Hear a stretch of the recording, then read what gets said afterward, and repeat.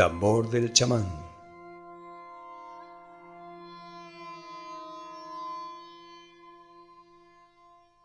Un podcast sobre mito e identidad humana.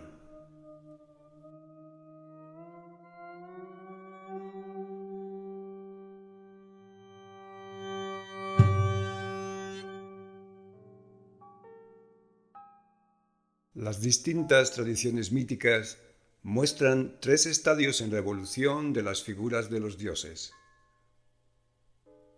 Tal desarrollo es claro en las tradiciones milenarias de las que han quedado registros, un recorrido en el que se distinguen con claridad las huellas del desarrollo simbólico humano que ha llevado a la civilización.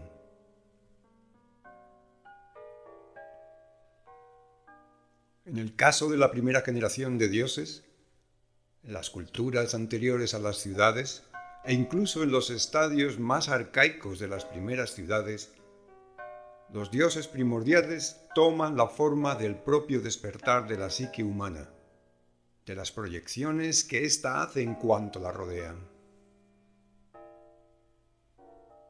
El agua, la tierra, el aire son reconocidos en el exterior como seres, como entidades que forman parte de la vida, tanto en las plantas como en los animales que alimentan nuestro cuerpo. El agua y el aire son tan necesarios como las rocas que cortamos para cazar y desgarrar, o como el fuego que nos ayuda a sobrevivir la noche. Los elementos, las plantas y los animales se funden con lo humano.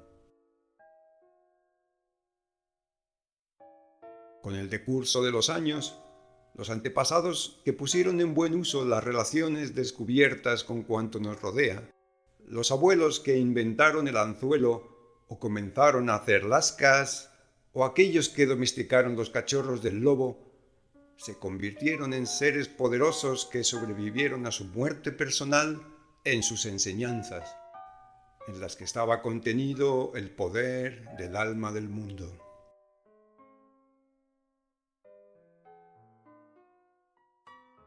Los antepasados comprendieron que el alma del mundo es una y se expresa en muchos seres.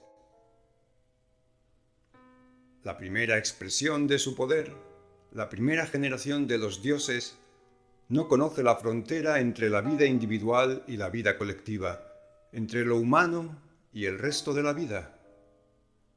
Utilizando la terminología del pueblo Lakota de Norteamérica, todo lo que nos rodea es Wakan, un misterio tremendo e insondable que nos incluye a nosotros, los humanos, que nos vive y que nos muere. En terminología latina, el Wakan es el numen, del que la filosofía ha hablado en numerosas ocasiones como la cosa en sí misma, es decir, lo incognoscible.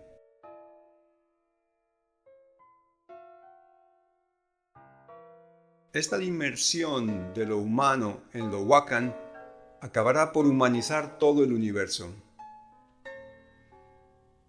Generamos representaciones humanas en cuanto nos rodea y representaciones universales en nosotros mismos.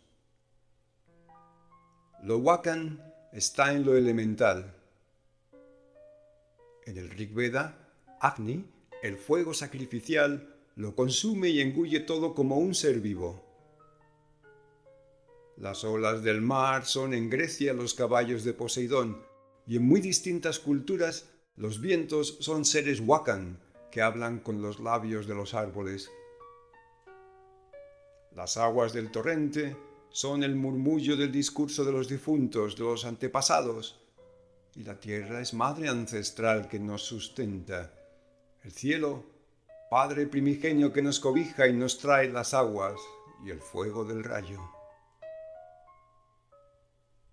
La humanización del numen, del misterio de la existencia, permitió un mejor control sobre nuestro entorno.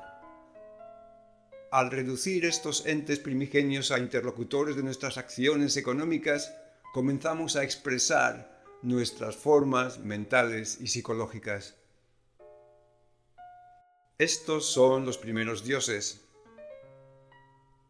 Las formas narrativas en las que su identidad va quedando fijada, los mitos, son máscaras superpuestas sobre entes reales.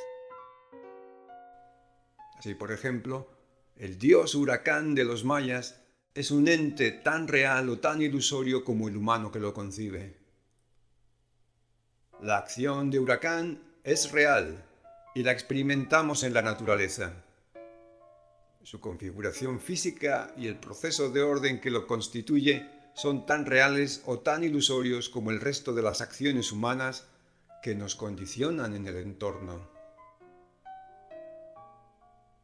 Podemos comunicar con huracán como nos comunicamos con los mares, es decir, entendiendo su naturaleza a partir de sistemas conceptuales de representaciones.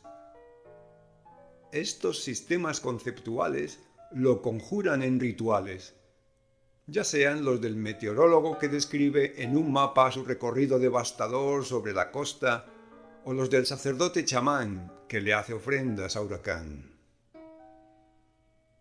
Ambos rituales son de la misma utilidad con respecto al poder destructor de huracán.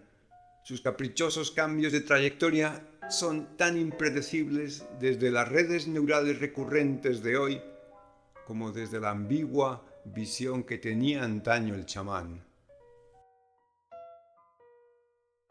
Nuestro diálogo con huracán, ya sea chamánico, sacerdotal o científico, es la interposición de una máscara humana sobre lo Wakan, sobre el numen.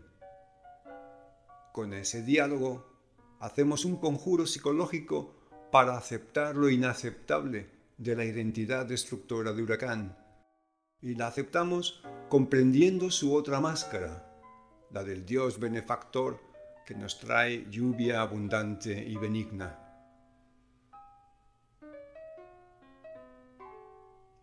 Fue huracán quien destruyó ciudades mayas con persistente sequía.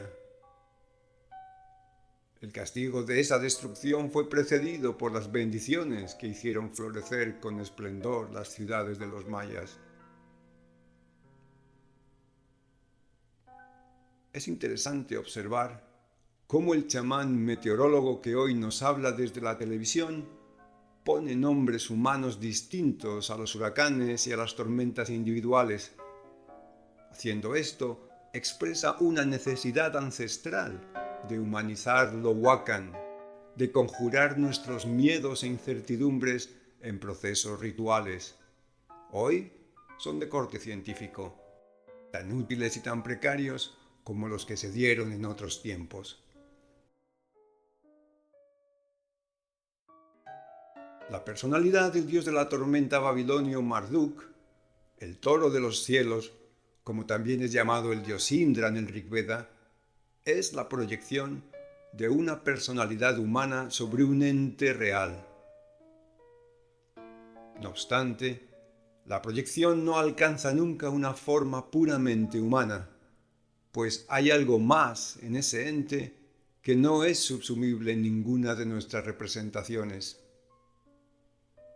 Ya sean matemáticas en relación a la tormenta o psicológicas en relación a la fertilidad de las aguas que permite la vida en la ciudad. Entender a Marduk, Indra, Huracán, Zeus o cualquiera de las otras máscaras que el ser humano ha interpuesto sobre la tormenta y las aguas, que ha interpuesto entre lo Wakan y nosotros, es convertirse en Marduk. La comprensión de Marduk desde las formas mentales cotidianas, científicas o místicas, es siempre un simulacro sobrepuesto sobre lo Wakan, sobre el misterio. En términos prácticos, quien es capaz de encauzar las aguas y las tormentas y predecir el resultado final de las semillas plantadas es la expresión humana de Marduk. De la misma manera, quien es capaz de controlar a Agni se vuelve fuego, destructor o benigno, en esta última faceta como expresión de una aspiración de luz.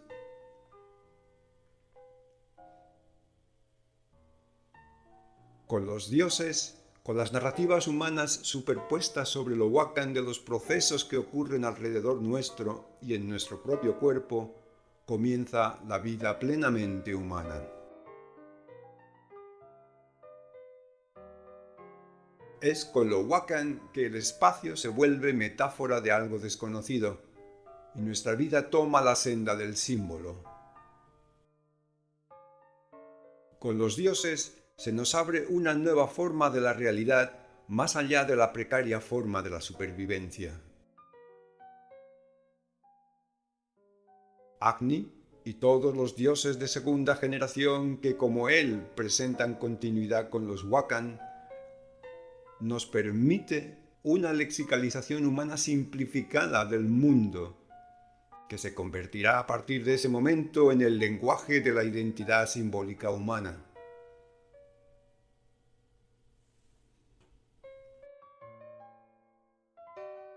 El fuego tiene una dimensión física y otra psicológica. Ambas están interrelacionadas íntimamente y son inseparables para el humano. El desarrollo psicológico que supuso la interiorización simbólica nos permitió alcanzar autonomía con respecto a la vida. Pudimos abrir espacios nuevos para la existencia humana. Pudimos entrar en los reinos de la ética o del arte. De esos espacios surgieron simbolizaciones de tercera generación divina, como la idea de que existe una ley universal por encima de nuestra limitada vida humana. Los dioses de la tercera generación son también fuerzas sociales reales. Dioses como la justicia, la sabiduría, la verdad, son pilares de estructuras de orden simbólico que operan de manera muy real. Son motores de cambio y guerra, de estabilidad y prosperidad. ¿Qué se quiere decir desde las perspectivas científicas cuando se afirma que los dioses no existen? Simplemente que sus máscaras no se corresponden a seres antropomórficos, que sus narrativas y sus espacios no se corresponden con seres o con lugares espaciotemporales reales. La discusión sobre lo que es real es algo más complejo que la mera materialidad de los objetos.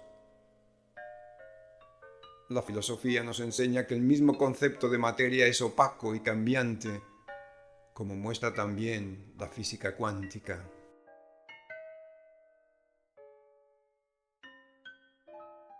En relación a los dioses, la ciencia confunde la máscara del actor con el actor mismo. El actor de la fuerza del viento no es la máscara que llamamos Bóreas o Vayu o cualquiera de las otras denominaciones usadas para los dioses del viento.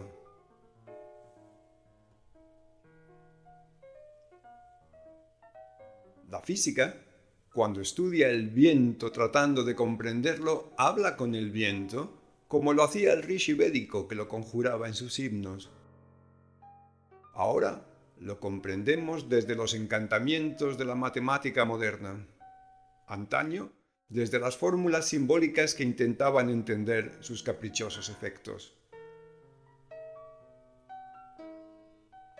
La máscara que hoy pone la ciencia sobre el viento sigue el mismo propósito que la máscara que se le pusiera antaño: entender su acción para predecirla, para anticiparla, o por lo menos para encauzarla a nuestro favor, intentando domarlo como lo hacemos con cualquier animal, sin pensar que se trata de una forma de inteligencia meramente humana.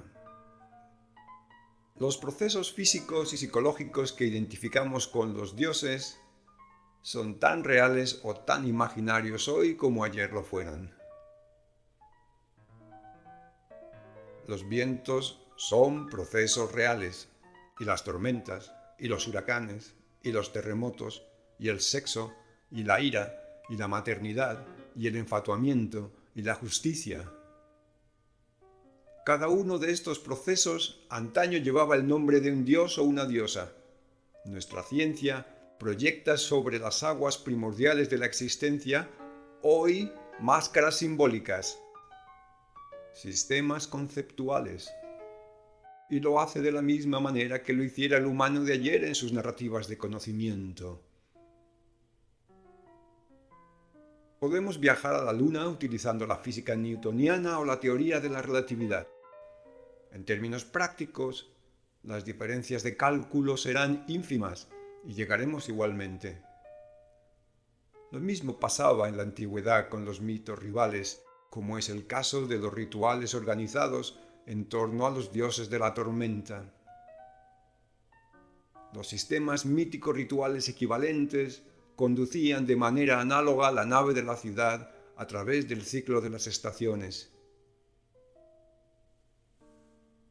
Las teorías científicas se quedan poco a poco obsoletas con los años, a veces incluso de una manera no tan gradual. También los dioses, con el paso de los años, se vuelven ociosos. El paso a la ociosidad de los dioses es un proceso muy interesante. Un ejemplo característico es el del dios cielo, cuya ociosidad es pareja al incremento de actividad e importancia del dios atmosférico de la tormenta.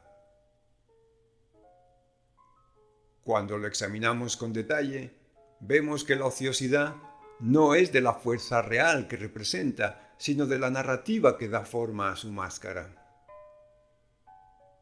En un principio el dios del cielo es indistinguible de sus hijos, los dioses de los fenómenos atmosféricos, pero con el paso del tiempo, la unidad del cielo se divide en campos múltiples, cada vez más enfocados mentalmente. Las narrativas del dios precursor comienzan poco a poco a ser menos sutiles en relación a los nuevos campos de experiencia del grupo humano, hasta el punto que nuevas actividades económicas hacen que las narrativas sobre ese dios ancestral del cielo sean insuficientes para generar sentido en el aquí y ahora.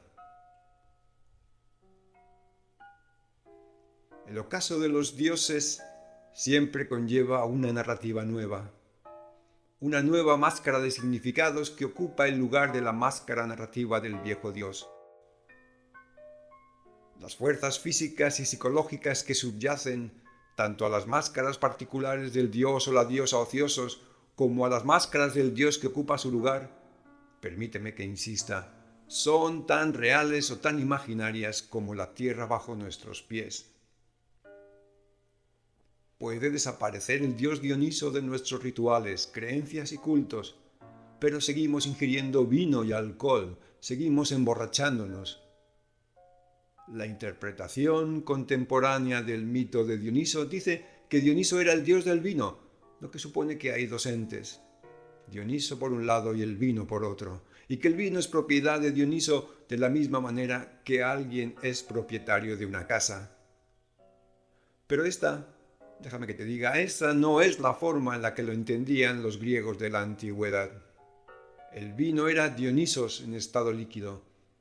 Ser poseído por Dioniso era fundir tu cuerpo con el suyo. Beber vino. Por extensión, cualquier alcohol, seta alucinógena, planta que trastorne nuestra percepción y concepción del mundo, es Dioniso, o cualquier otro nombre que demos a este mitologema en las distintas partes del mundo. Hoy, el mundo occidental sigue rindiendo tributos semanales a esta divinidad, ya sin su nombre, ya sin toda la profundidad mistérica asociada a la transformación psicológica que implica la ingesta de alcohol. El espacio de un dios que se vuelve ocioso tiene que ser ocupado por una nueva narrativa, por un nuevo mito que cumpla las funciones del dios antiguo, que expanda esas dimensiones a las nuevas necesidades. Las narrativas científicas actuales cubren esos espacios de significado, sí. Sin embargo, son incapaces de generar sentido en el ámbito de la psicología profunda. El motivo para esto es simple. No podemos separar la psicología de la ontología. No podemos separar la psique humana de las valoraciones que hace. Por su parte, la metafísica científica, racional, dual, es incapaz de dar respuesta a la dimensión irracional del universo, pues el universo es tanto racional como irracional. Hay movimiento y fuerzas de la psique para las que no hemos sido capaces de generar una máscara contemporánea adecuada, y quizás sería oportuno aprender de la sabiduría del pasado. En un himno del Rig Veda, el dios de la tormenta, Indra, reprocha al sabio Agastya el hecho de que ya no tienen contacto. Le reprocha su olvido. Indra recuerda a Agastya cómo siempre fue su benefactor, cómo los dioses acompañaron y ayudaron a los humanos en su despertar. Agastya está olvidando a Indra porque ya tiene nuevas narrativas para el universo, narrativas que incluyen dioses más abstractos y que culminarán en la proclamación de un único Dios, un único principio o ley universal. Agastya finalmente accede a restablecer la relación con Indra, quien no solo representa los atributos del dios de la tormenta, sino la focalización del pensar y su evolución hacia una nueva forma mental. Esta nueva forma mental funde pensar y sentir, y es una forma psicológica real en el humano. Una forma que ha permitido la aparición de la última generación de dioses, así como la posterior fusión que ocurrió en un único mito que llamamos de la ley universal.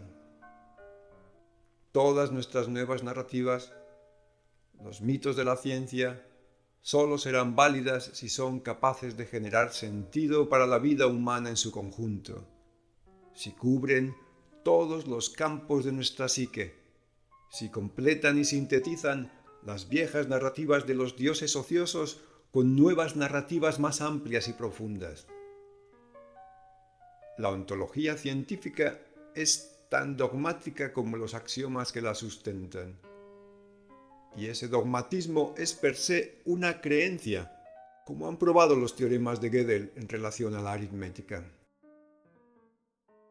La integración de las antiguas ontologías, una vez interpretadas en términos de los mitos universales que hoy llamamos humanidad, es urgente e imprescindible. Sin esa integración, no conseguiremos generar sentido para nuestra psique humana. La existencia humana y el universo entero siguen siendo un luminoso misterio, y en esas aguas no se llega lejos con un pensamiento exclusivamente dual.